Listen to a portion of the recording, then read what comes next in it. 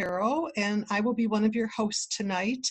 Tonight we're looking at and going to be learning a lot about the historical background for the causes of Mexican and Central American migration. Our presenter will be Dr. Gail Presbey from the University of Detroit Mercy. But before I present Gail, I'd like to let you know that we're going to be taking a break about midway through with the idea that if you have any questions as we're going along, that you would go down to the bottom of your screen to the chat button as you hear the issue and jot down your question and send it to, it'll give you a choice of who to send it to, and send it to Rosemary Inslee, who will be managing and facilitating our discussion. So we'll have time during that little break and then again at the end. So I just want you to know that that's a possibility for yourself. And that'll help us just kind of move along, because it takes a while otherwise for people to, unmute themselves, ask their question, whatever, and this will kind of expedite it. So now let me introduce Dr. Gail Presbey. Dr. Gail Presbey is an instructor at the University of Detroit Mercy, as I said, in the areas of the history of philosophy and theology. And interestingly, a good amount of her studies have been in political philosophy. She's done a good deal of research and has focused her efforts in African countries, in India, and in Latin America. So she brings a depth and a breadth of information for us. I know that you're going to find her presentation most interesting and valuable. So Gail, would you enrich us with your background and your knowledge? Thank you. Oh, now I'm going to try to do the share screen. Can you see this screen? Not yet. We can't see it yet, Gail. So hit the share screen button. Okay, I thought I did. I'll try one more time. There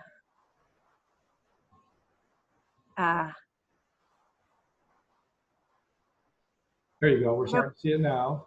There we go. Can you also hear me? Yes, we can. Yes, we can. You're all set. Okay. Just put it on present now and you're set, Gail. I want to accept the waiting room messages on top of where I click present mode. You can just you can move that box then if there's a box blocking you. Let me see if I can move the box. Why don't, if you admit that person, maybe underneath there I can get to my,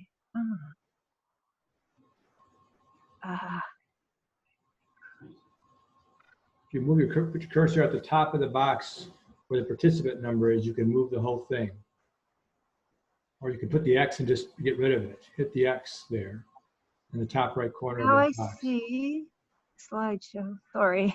Sorry, folks. Did not foresee. That's okay. I did not foresee that the controls would be on top. There you go. You're good. Okay. So now I want to start out with my presentation. I'm going to go over the history, focusing on Mexico and Central America, because so much of our current migration comes from those two countries.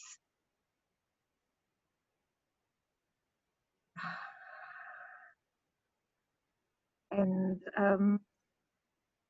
okay, so now let's start by asking the question, what is America and who are we as Americans? And I just want to point out that although the word America isn't United States of America, it's also the name of continents, North, South, and Central America. And folks from those places outside of the US also call themselves Americans. So let's think about, what does it mean to be American? And there are different senses of the word. In these two books, we see Dr. Orozco here has noted that the whole question of who are Americans has been debated for centuries in our country. And Also, Juan Gonzalez in his book talks about how Latino Americans have been part of America for a very long time, and yet sometimes we still treat them like foreigners. They may have been here for generations. They may have gotten here even before we did. So that's something to think about. Now, it's also important to realize immigrants today, according to this Pew study, account for 13.6 of the US population. So that's a substantial amount. Well, it's been that way for a long time. If you looked in 1890, you would see that 14.8% of people living in the US time were immigrants. So we really are a nation of immigrants. Waves of immigrants have been coming to our country for decades and make up now who we consider to be Americans. So I'm focusing again, like I suggested, on Mexico and Central America because there were so many, 25% from Mexico, another 8% from Central America, a third of our immigrants are coming from this region, and you can see this region here in the map. Now, my presentation has 5 parts, broken up into the different histories. So first we have part 1. We're going to go to the early Mesoamerican civilizations. This is focused on both places we now call Mexico and Central America, but 2,000 years ago through to the last 500 years, we are going to first look briefly at that era, and then go to part 2, where we're going to take a look at the consolidation of the US 48 states and how that consolidation includes areas that had been part of Mexico, for example. Then part 3 is going to look at US imperialism and military intervention in Latin America, focusing 1898 to 1960s. In part 4, we're going to look at liberation theology as it developed from the 1960s to 80s. And we're also going to look at the Central American wars, civil wars in the 70s and 80s.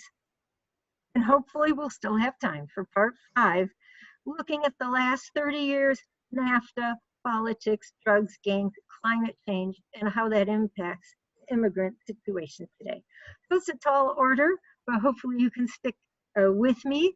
We will have a break, a short break for questions after part 3, and then more time for questions at the end. So first now we are going to take a look at the early Mesoamerican civilizations and early Spanish settlement. So first of all, Mexico and Central America have a long history filled with amazing accomplishments. Did you know, for example, that the corn we know now was domesticated from a wild grass around 7,000 BCE? And also at the time that Columbus arrived, there were already 100 million people living in the Americas. I can't tell you about all of them, but I will tell you about the Mayan civilization. Starting as early as 2600 BCE, it's before the Common Era. It's the same as before Christ. Mayan civilization developed great cities. They had writing and glyphs since the 3rd century BCE. They had amazing architecture, including large pyramids and many religious buildings. They had skilled artisans. They had developed religious ideas and practices, and were also keen astronomers and knew all about the stars, equinox, solstice, etc.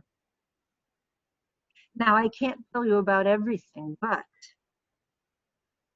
I can hopefully tell you about these middle ones. You see in the middle, Teotihuacan, Monte Alban, and Palenque of the Maya. They are going to be ones that I will focus on in the next few slides. You can see their time frame. So we're talking about the mid-thousands. CE, Common Era, same as AD, Anno Domini, our contemporary years. So for example, there's Teotihuacan, which I was happy to see myself. This was about 40 miles outside of Mexico City, and at its height, it had over 100,000 people living there. And they had large pyramids, very complex society. This is a very quick tour. Let's go now to Monte Alban, a place I was also very happy to visit. It's a mountain just next to the contemporary city of Oaxaca. And this stela was my favorite when I toured there. It has the reliefs of 4 women rulers of Monte Alban. So this is an ancient society where women sometimes ruled. And this is the Zapotec indigenous group, which still lives in this area of Oaxaca in Mexico today. You may know these famous Mayan pyramids like Copan in Honduras and Tikal in Guatemala. Maya were also in southern Mexico. For example, Palenque here, Palace of Pakal the Great, the entire complex laid out using solar alignments. And then, as you know, Columbus came to the Caribbean islands, and Cortez came in 1519 and conquered Tenochtitlan, the city, the Mexica city, Aztec city, located in our contemporary Mexico City. He used force and he brought Catholicism to the Americas. And many Catholic religious orders came with him. And members of those orders both destroyed and sometimes preserved Mayan culture. And as I mentioned, they had writing. So some of their codices, which were fig bark books that had a lot of the details of Maya ideas.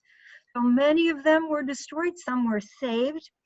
And in this way, Catholicism spread to northern Mexico, that is now part of the Southwest US. So how did Catholicism come to the Americas? Well, there was a haste to baptize. There was maybe little teaching done, but remember, this is also how it was done in Europe, because in Europe, the king or a queen may decide on behalf of their subjects what religion they will all follow. This is a picture of the Metropolitan Cathedral. It's on the main square, the Zocalo in Mexico City.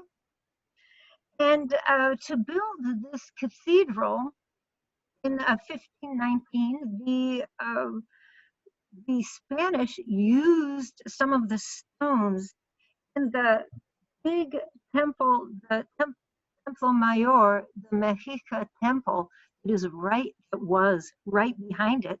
So they destroyed that temple. They took its stones to build their church. And so we can learn a lot. There is a museum. So in addition to seeing this church, you can go into the museum and we can learn that this temple was, the Mexica temple was set up to with alignments so that when the sun rose and set on special days like the equinox and the solstice, it cast particular shadows, and it was also aligned with a whole agricultural calendar, if you know about the Aztec calendar. These were important aspects of Aztec religion. And the Catholics wanted to be on top of it and the new religion for everyone. Now, there were always some humanitarians among the Franciscans and others who came, and some of them did serious studies of Aztec history, Maya history. And some of them, like these two, Bartolome de las Casas and Father Antonio de Montesinos, both of them were speaking out against the harm that some of the colonizers were doing to Native Americans at the time. Because really many of those Indians died while they were in some kind of forced servitude. Even if it wasn't called slavery, it was some kind of forced servitude. There was always a voice of conscience. Now, I already told you about how the southwest corner of contemporary US was taken over by the Spanish. The Spanish also came to Florida. And in this map, you can see St. Augustine was over there on the right-hand side. You can see the DeSoto and others land in St. Augustine. And a whole string of Spanish missions were set up along the Georgia coast and then across to the Florida coast. Aha, okay, so here's St. Augustine, the Georgia ones. And basically, there were already Native American towns and settlements here. Basically, what happens is the Spanish would chum up the chiefs and say, don't you want to let us put our mission in the middle of your town? And we'll be trading partners for you. And then what can you do for us? You can provide us with some labor. Labor went to St. Augustine, and in this way, diseases spread across to Native American communities. But this whole area was settled by the Spanish, and some Native Americans did embrace Catholicism. And they were bought because further north here in South Carolina, you had English settlers who aligned with certain Indian tribes to attack those missions in Georgia and drive out the Spanish Catholics. Okay, now let's go on to part 2, Manifest Destiny and Consolidation of the U.S. 48 states. Now, you might have heard this saying, we didn't cross the border crossed us. What do we mean? Well, the border of the U.S. kept getting larger. It kept spreading westward. So this brown area of the map was the territory of the original 13 states. And then I already mentioned that Florida, we got Florida through the Spanish succession. And then we bought this Louisiana Purchase from France.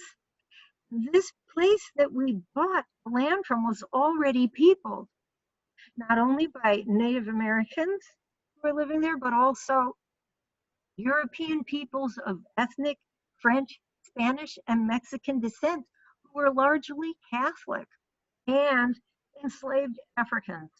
So all of these folks now also become part of the U.S. Territory. And there's the whole question of, will the Anglo settlers continue their idea that they are the Americans?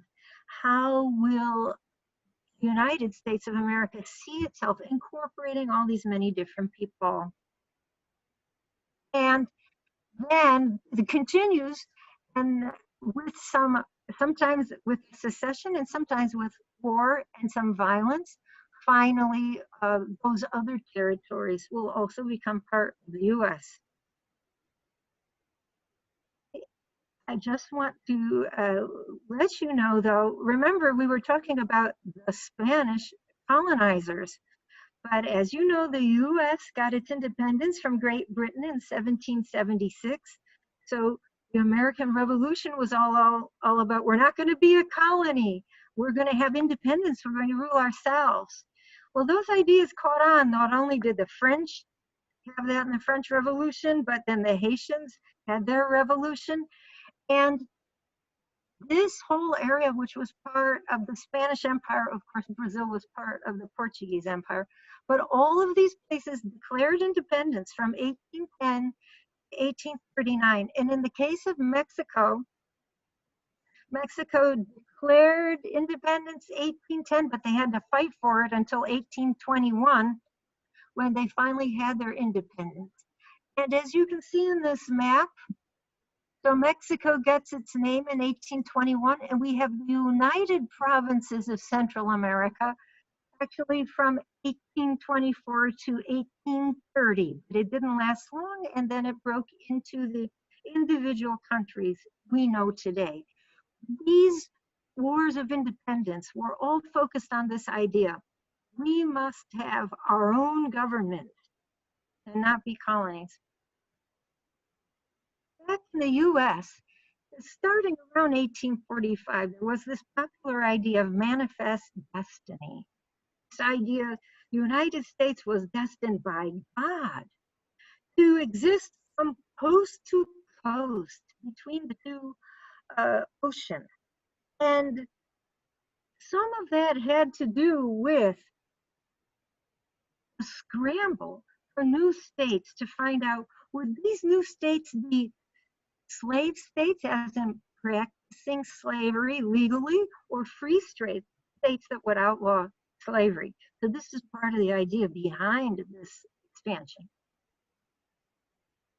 So then there is the US-Mexican War. And I'm going quite quickly over this, but we can say that the whole idea behind it was the US should be able to expand.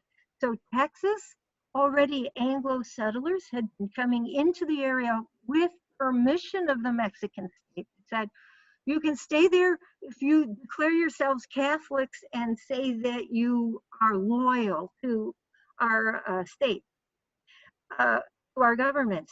And they said that, but really they wanted an uprising. And then they became independent, a Lone Star state, and then they joined the US.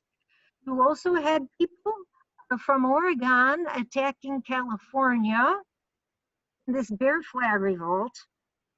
And there were a series of wars that basically attacked Mexico and finally took about half of Mexico's territory. This entire north area became part of the US. And now we go on to part 3. So part 3, US imperialism and military intervention in Latin America. And this map is just an overview. There are quite a few times that the US government gets involved militarily, well, in all of Latin America, but we're just going to focus on this area. Let's take a look at these first two. First here, Puerto Rico and Panama, and well, and Cuba as well, briefly. So there is, oh, wait, I forgot to tell you, if you look on the left, why do we call this neo-colonialism? Because a lot of the foreign policy is being, has as a motivator, getting these foreign crops or foreign mining. And so there's an economic influence to the intent to have the military and intervention.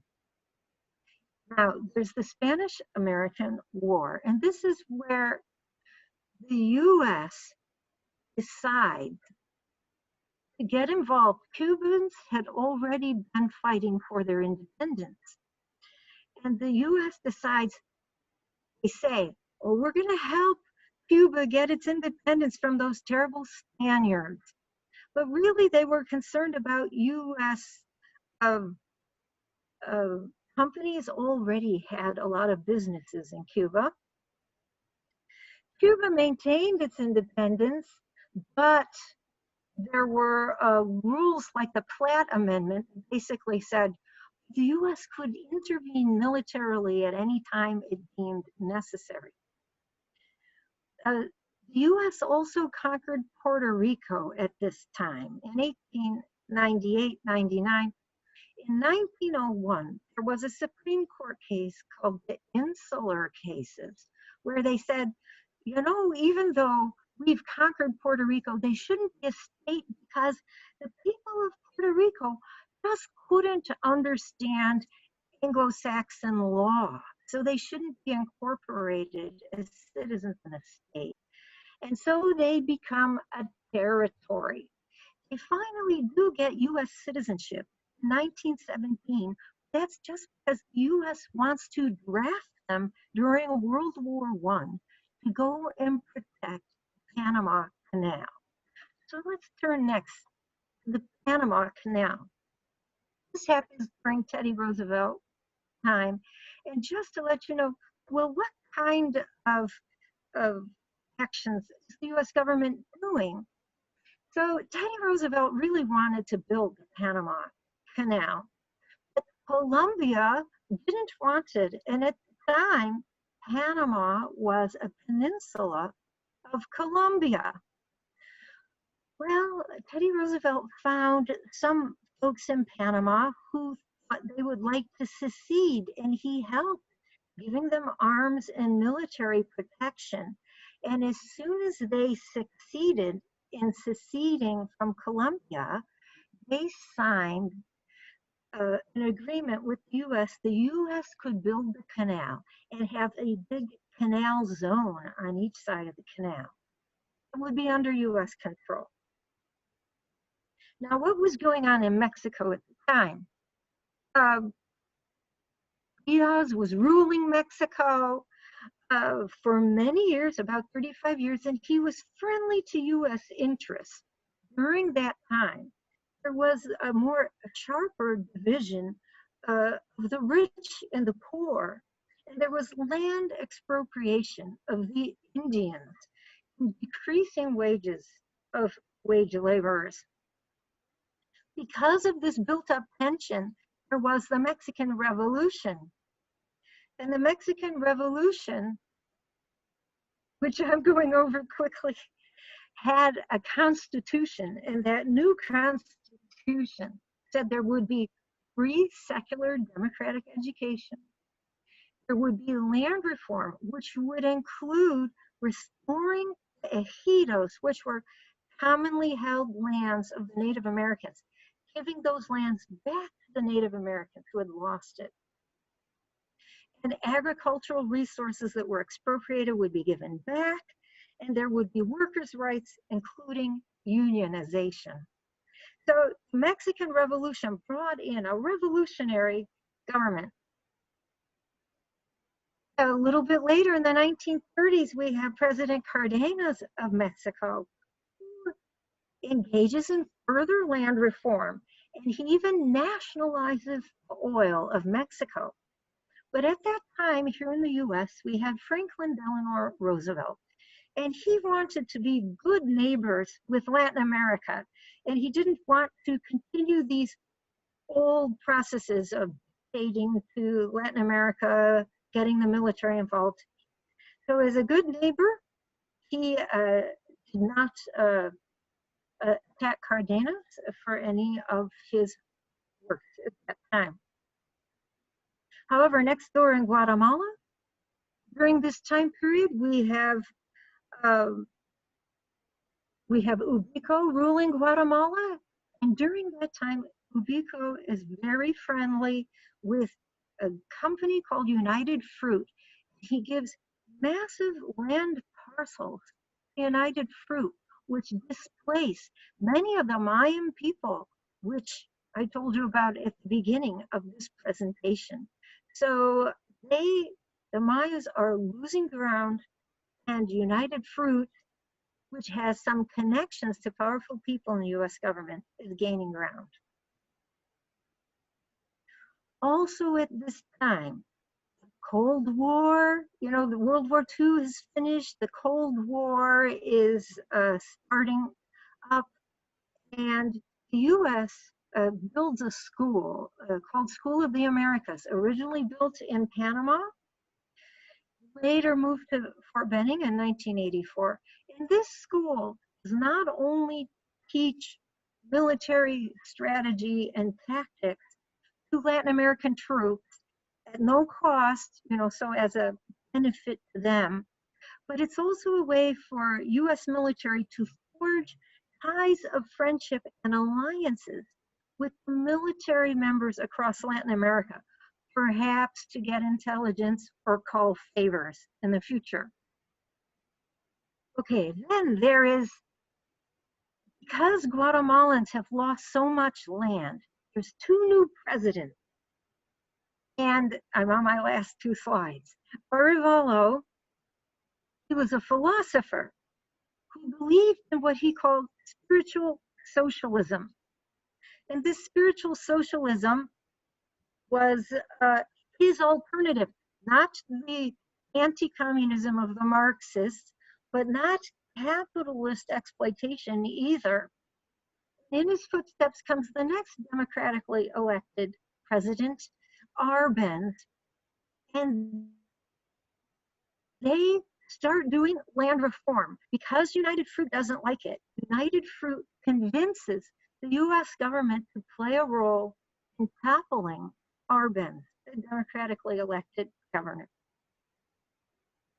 So during this time period, and we'll see more and more, the Cold War takes effect, the US backed a colonel that they liked, Armas, because he was an anti-communist, and they did this work clandestinely.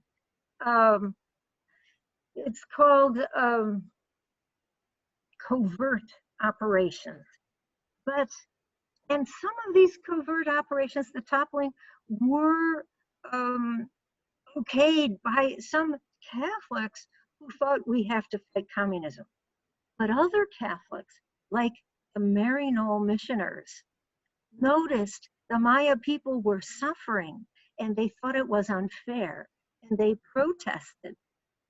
And maybe some of you who know this famous Catonsville 9 protest that happened with the Berrigans in the US, you might have thought it was all about Vietnam, but actually several of those protesters had been Maryknoll missioners in Guatemala, and they had seen Maya people suffer by this coup and the repression that came after it, and they wanted to speak out against it.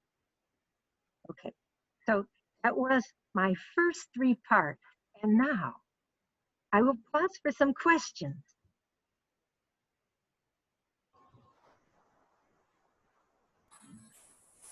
So if anybody has a question, if you could just write it in the chat function.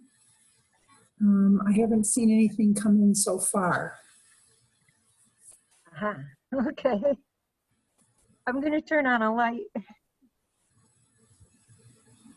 Anybody have questions so far?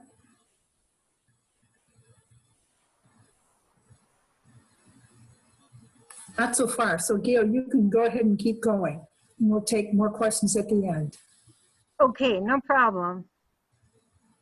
I hope you're all still with me. I look forward to your questions at the end. Okay, let's go to part 4.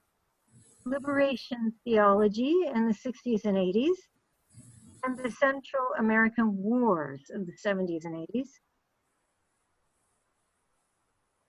So, there were several US interventions during the Cold War. They'll be different than the earlier interventions. It's not always bringing in US troops.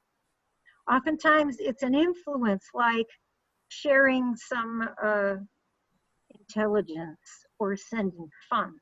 We'll be looking at several of these examples here. Not all of them, but a few of them. Now, when we talk about Latin American liberation theology. Let me try to explain that it was seen as an alternative to what Joe Hill used to say in his story. Religion offers you pie in the sky when you die. In other words, in this world you're laboring, but you know, the Bible says just be a good laborer and your reward will be in heaven. Well, then you had the Marxists or the communists saying, no, you're being sold a bill of goods. You have to fight for your rights now. You know, this is just pacifying you to say, wait for heaven. Okay. So how was the church in Latin America going to respond to this kind of critique? At the same time, you also had Protestant churches coming in and saying, Catholics, you can't just presume you're going to keep all your Catholics. Protestants can also get some folks to convert to Protestantism. And in this context is part of how the ideas of Latin American liberation theology started. There was also a European context. The European background had to do with, pre-Vatican II, there was this idea of the church. It's a pyramid, and God's grace shines down on the Pope and the clergy, and then the Pope and the clergy take care of the people. But Vatican II said, no, the church is the people. And there were many people, and there were theologians like Jacques Maritain and Teilhard de Chardin in Europe who were talking about God reveals God's love for humanity through history and through people's struggles. And these ideas percolated in the minds also of the Latin American liberation theologians. Okay, so then who were they? Well, you had Gustavo Gutierrez, you had Leonardo Boff. He wrote books and gave talks. They influenced key bishops like Dom Helder Camara, and even Pope Paul VI in his exhortation said, church has the duty of assisting the birth of this liberation. So he said, well, yes, there is heaven. Yes, we will have an afterlife, but that doesn't mean that we shouldn't now labor in solidarity with the poor for liberation in this world. And then there were two general episcopates in Latin America, the first one in Medellin, Colombia, and then in Puebla, Mexico, where it talked about the church must listen to the cry of the poor and become the interpreter of their anguish.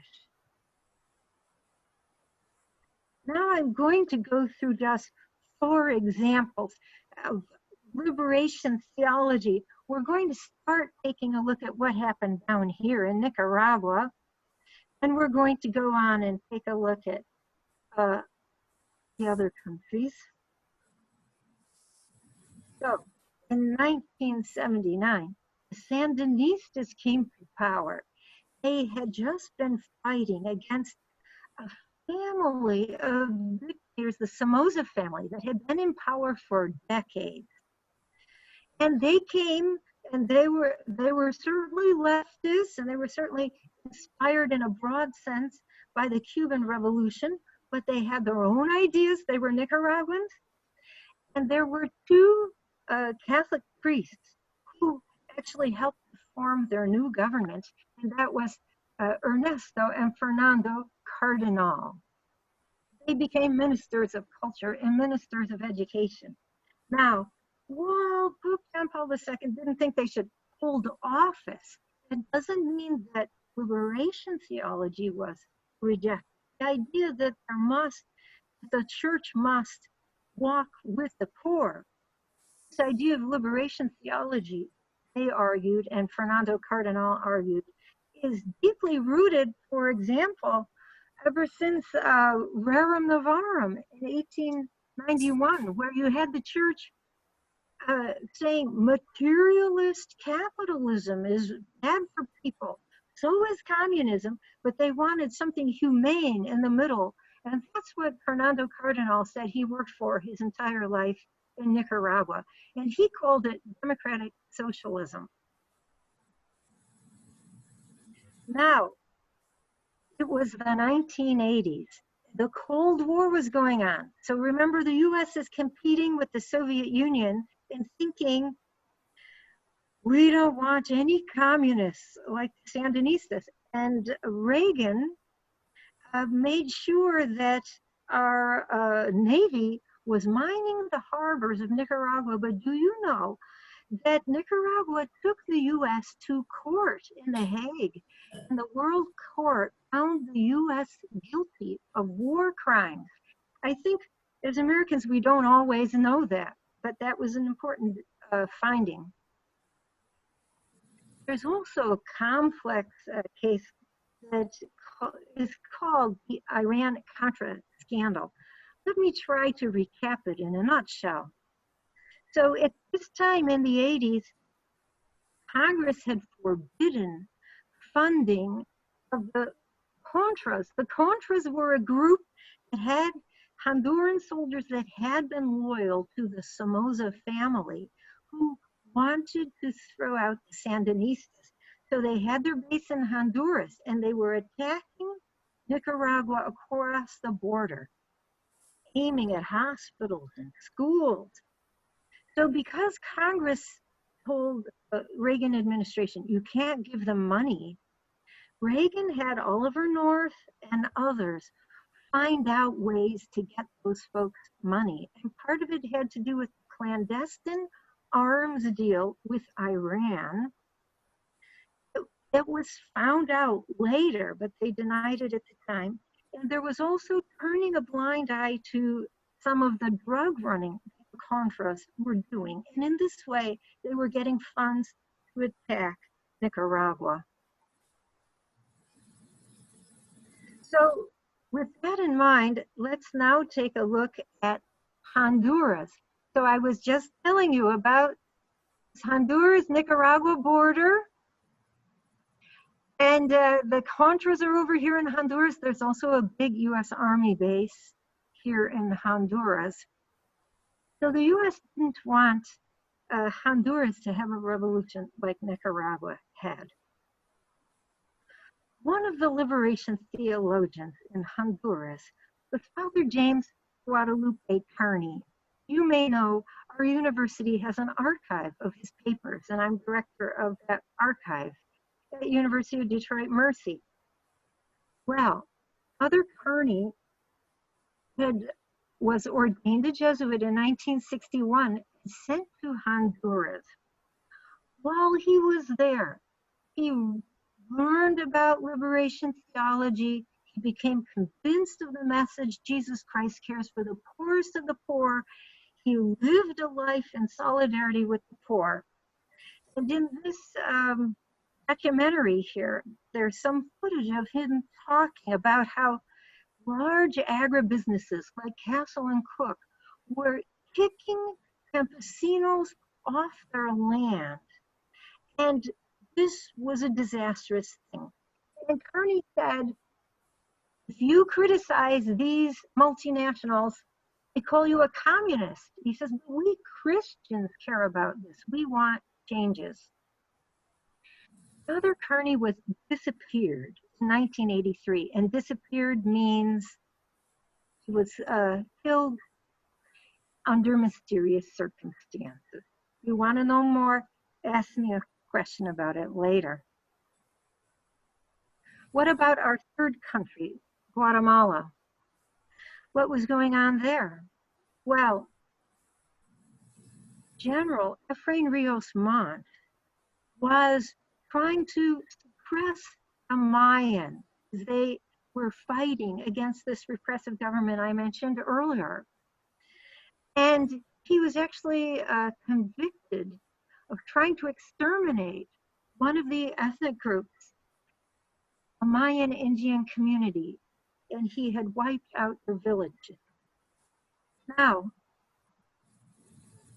if we look at total numbers of dead, researchers have found their bodies, have done excavations, and they say 626 villages, 200,000 people died. But what we don't always know is, did the U.S. do anything here? What we know is Rios Montt was convicted in Guatemala, sentenced to 80 years in prison. But he got to appeal, and pretty soon it was overturned. And on a technicality about the recusal of judges, okay, it was overturned, but the Guatemalans still said, thank goodness we had the evidence and we showed that he committed this genocide. But, oh, sorry, what did the U.S. do?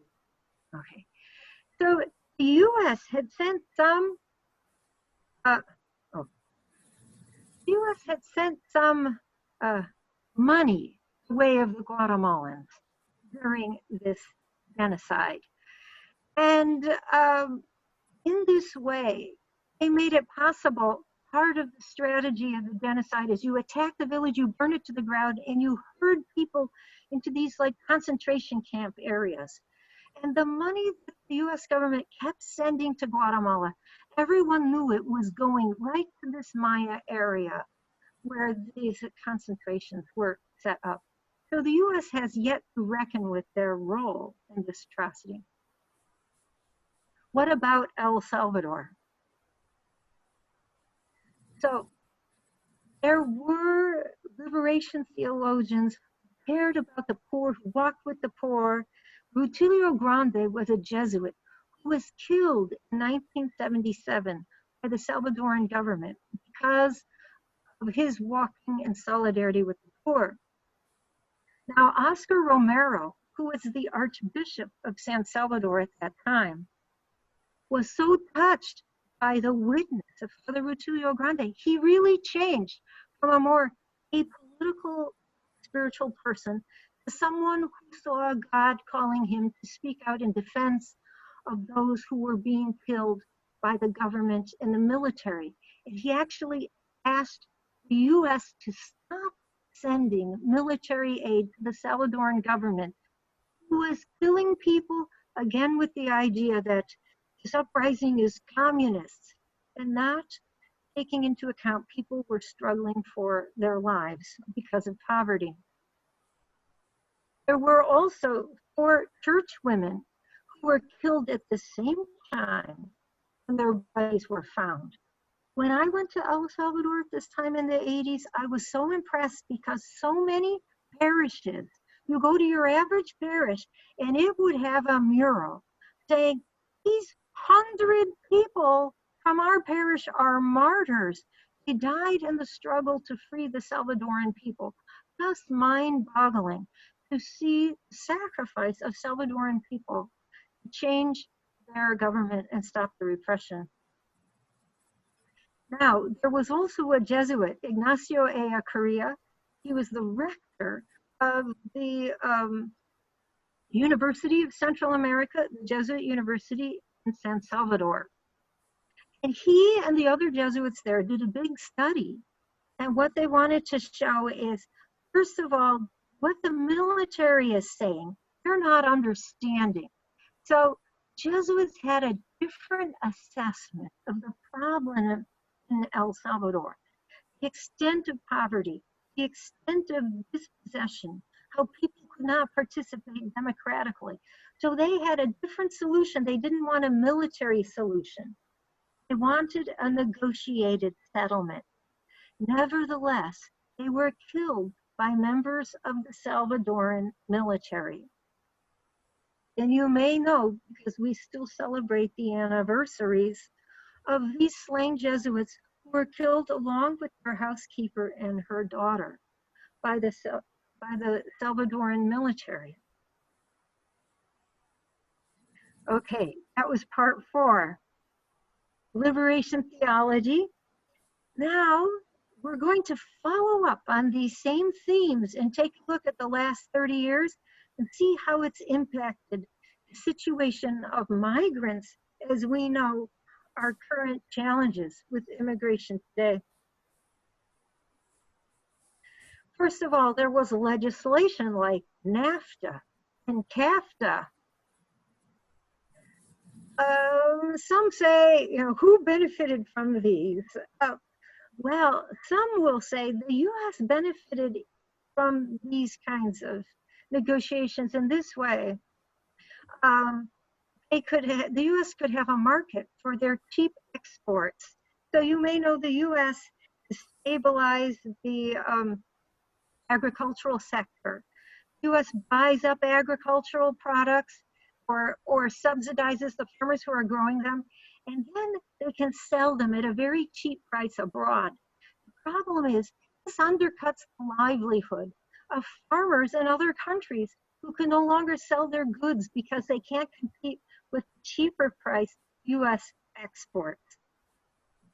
Another problem is that parts of NAFTA said corporations could sue governments if their environmental protection laws reduce their profits. So corporations really liked this Chapter 11 part of NAFTA. The wording was kind of ambiguous, but they used it in their favor. Corporations use it in their favor to say, this government is trying to reduce my profits by placing all these environmental restrictions. So the people of Mexico and Central America had to deal with environmental fallout from many of the businesses located there. So during this time, what's happening to immigrants? There's push factors like drought, starvation, political unrest. There's pull factors like jobs, hope for asylum, family, and unity. There is so much, if you look at this map, you can see there are areas that had much drought during this time. And even though the Trump administration had a study that says this is driving immigration, they ignored their own study. If at all possible. I realize I'm running out of time. I wanted to give you a few examples, let me just say, about Mexico. There was this Merida plan where the U.S. said, we are going to give you all this money for the war on drugs, and you are going to stop all these drug cartels. And yet, after all these millions of dollars spent, there was still a drug problem in the U.S. And on top of it, many people had disappeared. And there was a human rights crisis in Mexico. And nevertheless, the U.S. was sending immigrants back across the border, like Laura, who was highlighted in this New Yorker story. She said, don't send me back to Mexico, I'll be killed. And they ignored her, and she was killed after just a routine traffic stop. El Salvador, and so you might have heard, oh, there are gangs in El Salvador, and many immigrants are fleeing these gangs. Well, we have here a father who was interviewed on NPR, and he has explained this. He goes, what happened is, so many Salvadorans fled their country during the 80s because of the Civil War. While they were in Los Angeles, they formed gangs as a kind of self-defense, defending their community against others. Nowadays, what happens? The U.S. picks them up and deports them. El Salvador itself did not have the social services to offer these youths training and rehabilitation. And so really the U.S. ended up deporting people back to El Salvador in a way that spreads crime in El Salvador. And Guatemala has a few cases, this may be my last country, a few cases similar. You might know, right now the U.S. is sending so many asylum seekers to Guatemala because Guatemala signed an agreement with the U.S. The U.S.-Guatemala Asylum Cooperation Agreement. Jimmy Morales says, we're a safe third country. You can send us your asylum seekers. In the meantime, There were more asylum seekers from Guatemala than any other country in Central America. How can they be a safe third country? Basically, it's a deal that Jimmy Morales signed with Trump. What did he get in return? Well, it's interesting because the United Nations was trying to tackle corruption and drug traffickers in Guatemala, and they had an independent commission there. But it depended on Guatemalan presidents always renewing its mandate. In the past, U.S. president asked the sitting president, renew its mandate. Jimmy Morales didn't have to renew its mandate because Trump did not put pressure on him to renew the mandate. UN was about to investigate Jimmy Morales himself. He didn't renew its mandate. He didn't get investigated. And the next thing you know, Jimmy Morales is telling Trump, Guatemala will move its embassy from Tel Aviv to Jerusalem, just like Trump was hoping. So these are some of the relationships that sometimes our government puts together with other countries. And right now, Guatemala is receiving plane loads of folks with COVID-19 cases. So plane loads, and this is National Catholic Reporter. How is COVID-19 spread? First, we hold immigrants and asylum seekers in detention centers. COVID-19 spreads. And then we put folks on a plane. They land in Guatemala, and this is part of the international spread of COVID-19. Now, ideally, I wanted to do one more country, but I do realize I'm out of time. So I am happy at this point to entertain any questions. And thank you so much for your attention. Thank you, Gail. That was a lot. That was a lot. So there's a question from Betty Stafford. And Betty, unmute yourself if I get this wrong. It looks like she's asking what the effects were of the Spanish-American War. Oh, okay. So the Spanish-American War, that's back in 1898. And in 1898, first of all, Cubans wanted their independence. U.S. says, we're going to help you, but you didn't just help. They stayed in the U.S., Puerto Rico, and in the Philippines. They stayed, and then if any of those folks were motivated to have independence, then the U.S. put down those uprisings. And there was really a mixed motive in the U.S. government at the time about, do we want to be a colonial power like Europeans? And at least some Americans wanted to do that because they had this pent-up energy to expand, like they had during Manifest Destiny. So, as I mentioned, they kept their foothold in Cuba. And so you have to realize when you look at the strained relationships between U.S. and Cuba and why there was even a Cuban Revolution, you can't realize that without knowing. It's the aftermath of the Spanish-American War. It's the aftermath of the U.S. telling Cuba, we can intervene anytime we want, and they did. And the U.S. also kept the naval base there, Guantanamo, which we still have to this day. So the U.S. continues its influence in Cuba. You could say that radicalized the Cubans enough that they wanted to support a revolution.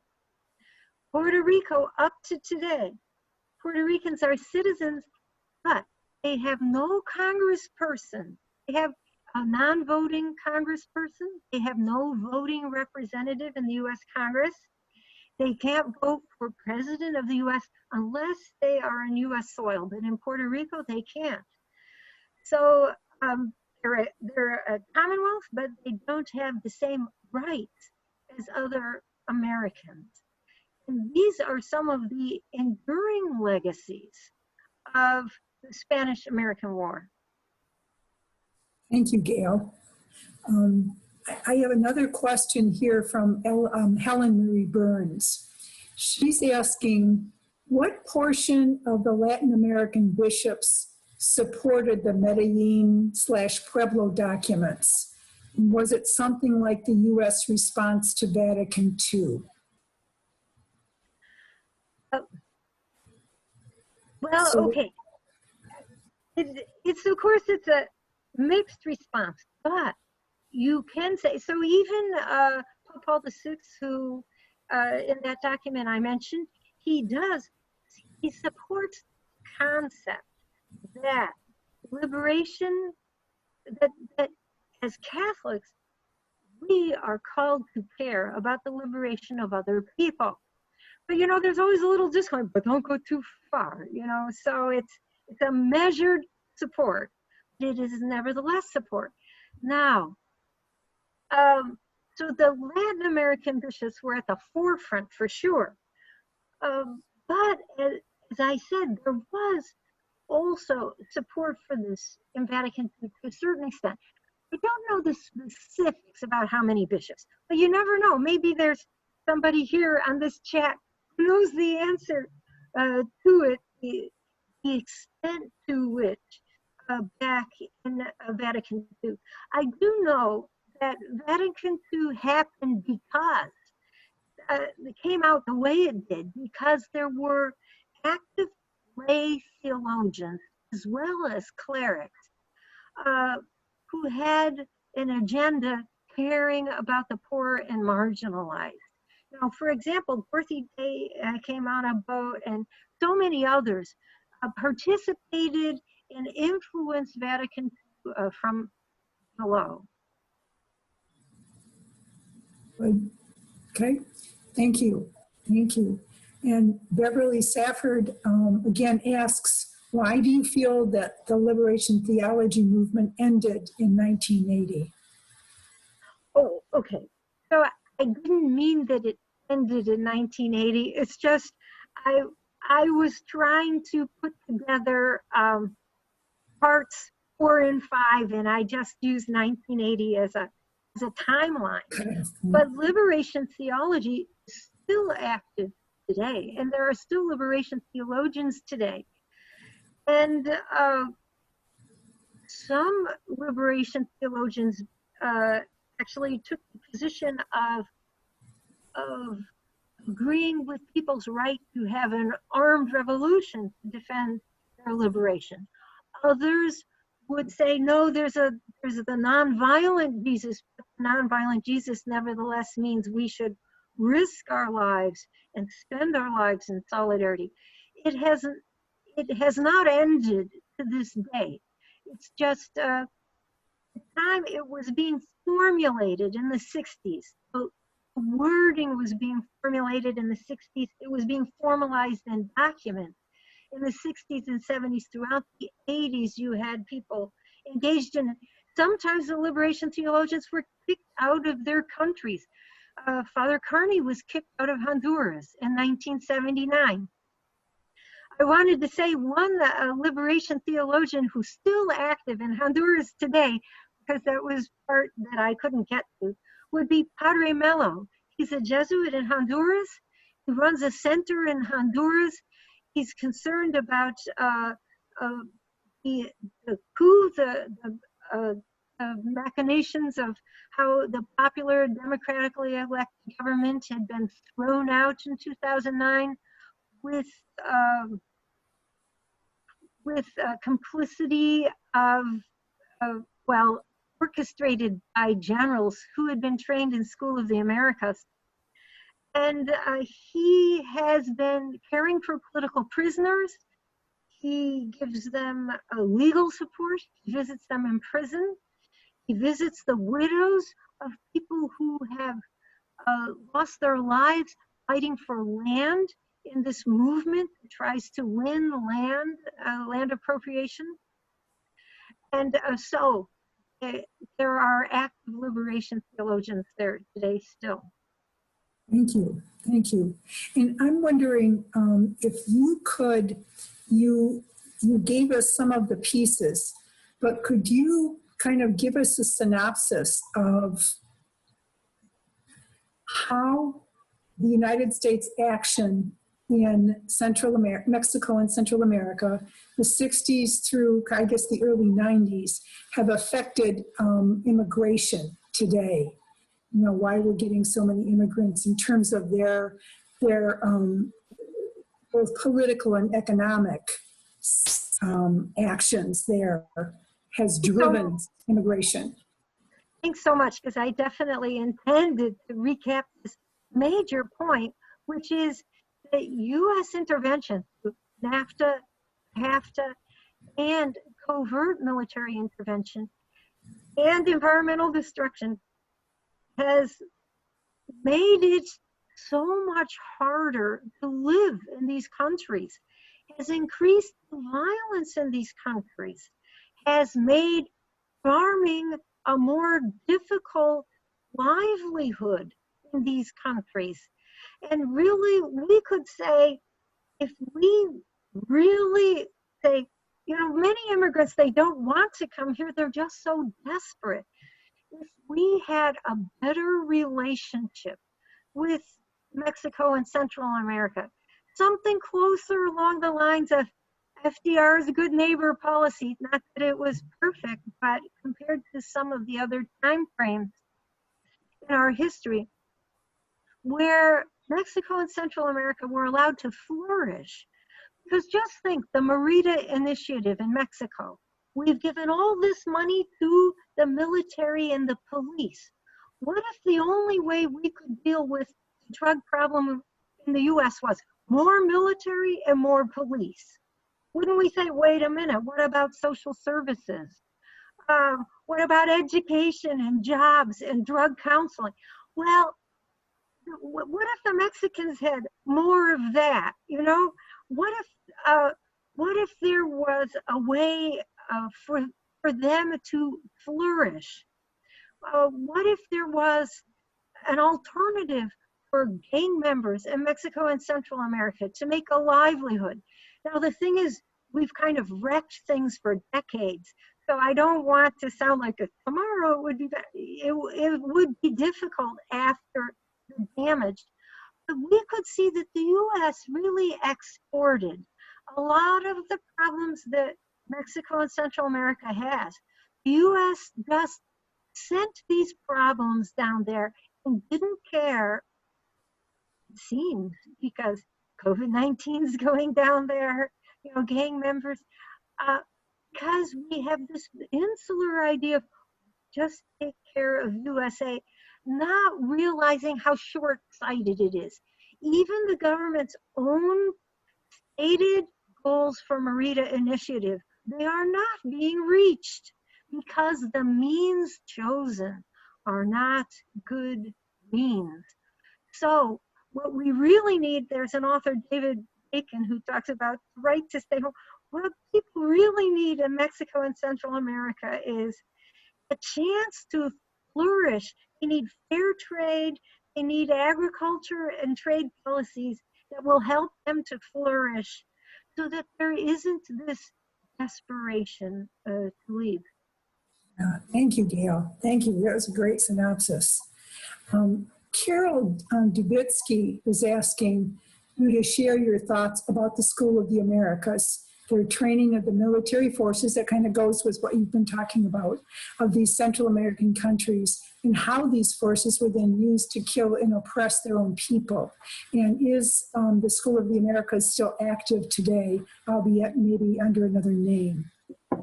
Yes. Okay. So as I said before, how did this school operate? Remember, it's being set up right after World War II. So it has as its idea friendly relations with Latin America, particularly their militaries, and the training manuals that they used in these beginning years. We have copies of the training manuals. They often taught the Latin American militaries about how to put down insurgencies inside your own country. Acting like, you know, people who are having a popular uprising are your enemy, and training them how to figure out who is part of this movement, how to terrorize them selectively, and even how to torture them. Okay, then they took away those torture. They got caught with the torture manuals. They said we deactivated them, but they had them there for quite a while. The more dangerous part, you could say, are these alliances where you can call on the military maybe to do something for you, or they suggest, we want to fight communists in our country and we know you want to get communists. That is part of what happened. For example, in this recent 2009 coup in Honduras, you know, with some of the older coups we know, because 25 years have gone by and there's Freedom of Information Act, and we have, you know, Nixon's signature, send the unmarked guns to this person, you know, and it's all known in the public, even if the average American isn't taught it in their history classes.